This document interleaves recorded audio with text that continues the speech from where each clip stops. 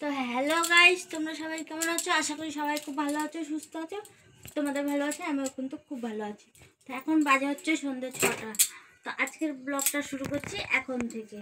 যেহেতু আমি আজকে সারাদিন খুব তাড়াহুড়োর মধ্যে ছিলাম, খুব ব্যস্ত ছিলাম, তো সারাদিন আজকে কোনো ব্লগ করিনি। এমনকি আজকে বাড়ির রান্নাবান্নাও করিনি, সবটাই মেয়ে করেছে। মানে এতটাই ব্যস্ত ছিলাম, তো ফোনটাই একটু ডিস্টার্ব হচ্ছিলো, যেটার কারণে কোনো ব্লগ আজকে আমি বানাইনি।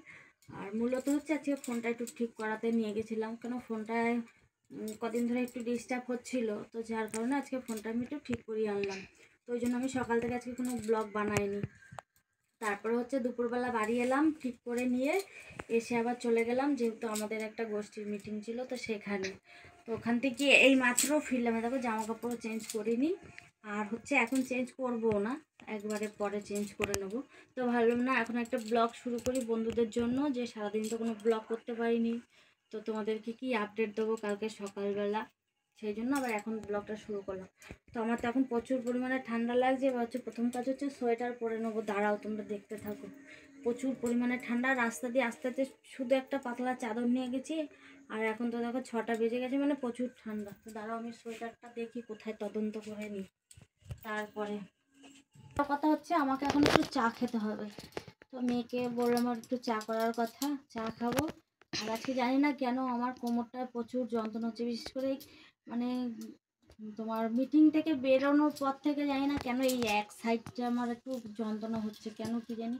প্রচুর ব্যথাও হচ্ছে এই সাইডটায়, হঠাৎ করে এরকম শুরু হয়েছে, কষ্ট হচ্ছে খুব। মানে আমি সোয়েটারটা পরে নিই, আমার প্রচুর ঠান্ডা লাগছে জানো তো বন্ধুরা, আর আমার ঠান্ডাটা একটু বেশি।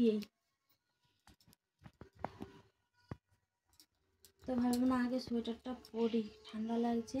তার আগেও এসে হচ্ছে ব্লগটা শুরু করলাম। তো দু একদিন হয় না বলো, কাজের চাপ থাকে বা এদিক ওদিক যাওয়ার থাকে।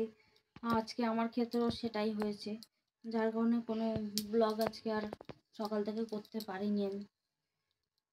তো এখন থেকে শুরু করলাম ব্লগটা, চলো দেখতে থাকো, তোমাদের খুব ভালো লাগবে।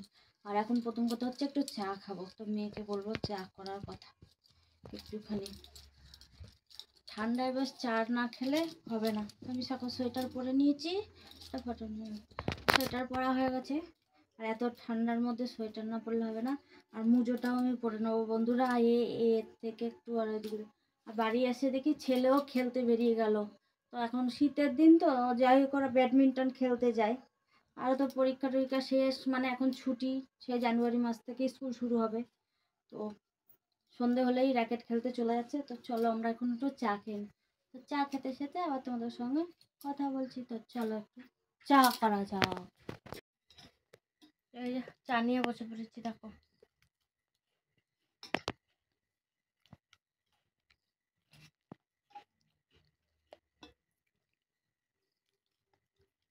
তুমি চা খাবা গেও?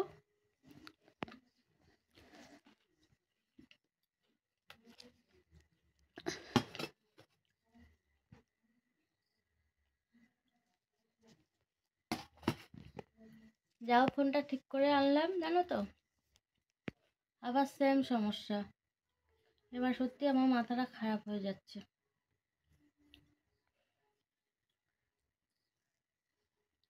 আরো বড় টেনশনে পড়ে গেলাম এখন বন্ধুরা।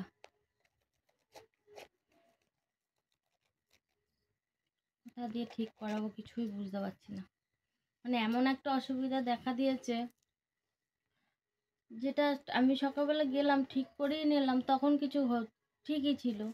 তো এখন যখন আবার কাজ করতে বসেছি, দেখছি সেম প্রবলেম আবার দেখা দিয়েছে। তো যাই হোক, আমি একজনকে ফোন করলাম, যোগাযোগ করলাম, দেখি কি করা যায়। কিন্তু সত্যি কথা বন্ধুরা, আমার না এখন মাথাটাই খারাপ হয়ে যাচ্ছে, যে কি করে কি করব, কি করে ঠিক করাবো, আমি কিছু বুঝতেই পারছি না। যাই হোক, দেখি সকাল হোক। তো যে দাদা ভাইয়ের সাথে আমি যোগাযোগ করেছি, তার কাছেই আবার যেতে হবে আমাকে সকালবেলা ঠিক করাতে। যাই হোক, সেটা তো এখন আমার মানে মাথা খারাপ করে দেবে এই টেনশনে। কি আর করা যাবে, চলো দেখি সকালবেলা। তো এখন আমার আবার রান্নাও করতে হবে জানো তো। তো যে বললাম তোমাদেরকে, বললামই তো যে আজকে আমি রান্না করিনি, সকালবেলা মেয়ে রান্না করেছে। তো একবেলার মতো রান্না করেছিল, তো এখন আমি আবার রুটি তরকারি করব।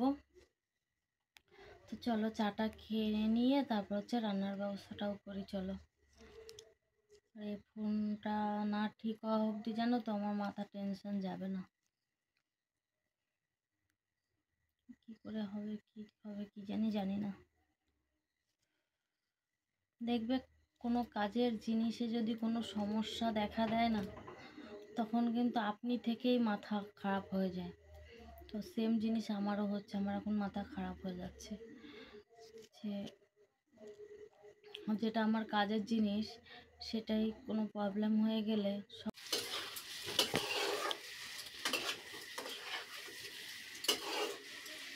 চা খেয়ে চলে এলাম রান্নাঘরে। এসে দেখো আলু কেটে নিয়ে আলুর তরকারিটা আমি বসে দিয়েছি, আর এখানে দেখো আটা নিয়ে নিয়েছি, আটাটা মাখবো। তো তরকারিটায় জল দিয়ে তারপর হচ্ছে আটাটা মেখে নেবো। আমার আলুটা দেখো কষানো হয়ে গেছে। তো আজকে আলুর তরকারিটা অন্যরকম। আমার ছেলে বলেছে মা বড় বড় করে আলুর তরকারি করবো। তো আমার এখানে জানো তো লাইটটা খুব একটা ভালো না, তো ওই জন্য হয়তো ক্লিয়ার দেখা যাবে না। তো যাই হোক, এইভাবে তোমরাও একটু ম্যানেজ করে নিও, জানো তো দিদিভাই এইভাবেই করে। তো দেখো আমার আলুর তরকারিটা কষানো হয়ে গেছে, এটা জল দিয়ে আমি হচ্ছে আটাটা মেখে নেবো এবার। তো রাতে হচ্ছে গরম গরম রুটি আর হচ্ছে আলুর তরকারি, একদম হচ্ছে টমেটো ধনে পাতা দিয়ে আলুর তরকারিটা হয়ে যাচ্ছে। চলো, আমার আলুটা কিন্তু কষানো হয়ে গেছে, আলুটার জল দিই।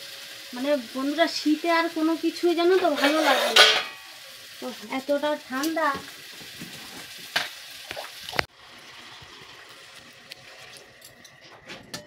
আলুর তরকারিটা জল দিয়ে দিলাম, এটা ততক্ষণ হতে থাকুক, ততক্ষণ আমি আটাটা মেখে নিই।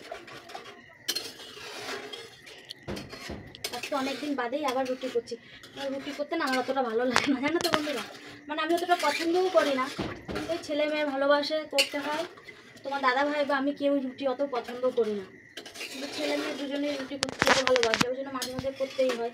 আর ঠান্ডার দিন যেহেতু ওই জন্য আরও করে ফেললাম আজকে রুটিটা। তো চলো এবার আমি আটাটাও মেখে নিই। তো তরকারিটা হতে থাকুক, চলো আমি আটাটা ততক্ষণ মেখে নিই। কাট কেটে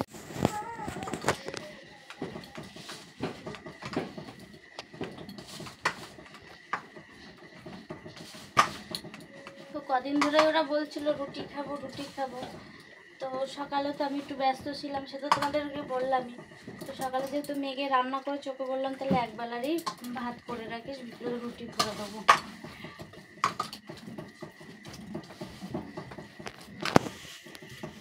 তো দেখো আটা মেখে নিয়ে চলে এলাম কিন্তু রুটি করতে, আর আমার তরকারিটাও ওদিকে কিন্তু প্রায় হয়ে গেছে। তো তরকারিটা তো প্রায় কমপ্লিট, এবার চলো রুটি কটা ঝটপট করে ভেজে ফেলি। আর রুটি ভাজছি তো ঠিকই কথা, রান্না তো করতেই হবে, খেতে তো হবেই। কিন্তু জানো তো আমার মনটা খুব খারাপ হয়ে যাচ্ছে শুধু ফোনটার জন্য, যে কি এমন সমস্যা হলো আমি নিজেও বুঝতে পারছি না, জানো তো যে কী করবো। তোমাদেরকে তো বললামই, তো ওই জন্য মনটা খুব খারাপ হয়ে আছে যে কি করে কি হবে, ঠিক করব কি করে বুঝতেই পারছি না। তো মন খারাপ হচ্ছে সত্যি কথাই, যা হোক কিছু একটা ব্যবস্থা ঠিক করতে হবে বা হবেও। তো দেখো আমি রুটিগুলো কিন্তু ভেজে নিয়েছি এক একটা করে। তো শীতকালে গরম গরম রুটি তরকারি হলে খারাপ লাগে না, তাই না বলো? তোমাদের তো বললামই আমার ছেলে মেয়ে খুব ভালোবাসে রুটি তরকারি খেতে। তো আমার রুটি করা দেখো প্রায় শেষ, এই একটাই আছে আর রুটি করতে।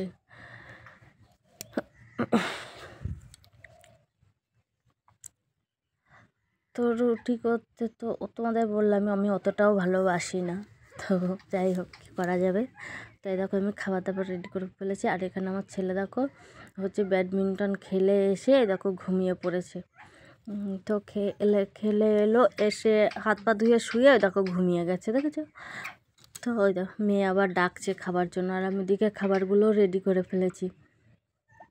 ওই তো অনেকক্ষণ ধরে ডাকছে, উঠছেই না। তো দুই ভাই বোনে জানো তো খুব মারামারি যুদ্ধ শুরু করে দেয়, জানো তো, কে কারোর সাথে কারোর পটে না, এরকম একটা অবস্থা। তো এই দেখো কীভাবে টেনে টেনে তুলছে আমার মেয়েটা। তো অনেকক্ষণ ধরে ভাই ভাই ভাই ভাই করে ডাকছে, তো উঠছে না। আর এই দেখো আমার খাবার রেডি, আলুর তরকারি গরম গরম, আর হচ্ছে দেখো রুটি। রাতের খাবার। তো ওই দেখো এখনও উঠছে না, তো কীভাবে টানা হেজড়া করছে দেখো ছেলেটাকে, উঠছে আর না কিছুতেই। দেখো অবস্থাটা দেখো একটু, কি করছে দেখো, তোমরা একটু দেখো বন্ধুরা। এরকম চলতেই থাকে জানো তো, দুই ভাই বোনের মধ্যে এরকম সারাদিন এরকম চলে টুকটাক করে। দেখো দেখো অবস্থাটা দেখো। তো যাই হোক, এখন উঠছে না, দেখো কী করে যুদ্ধ।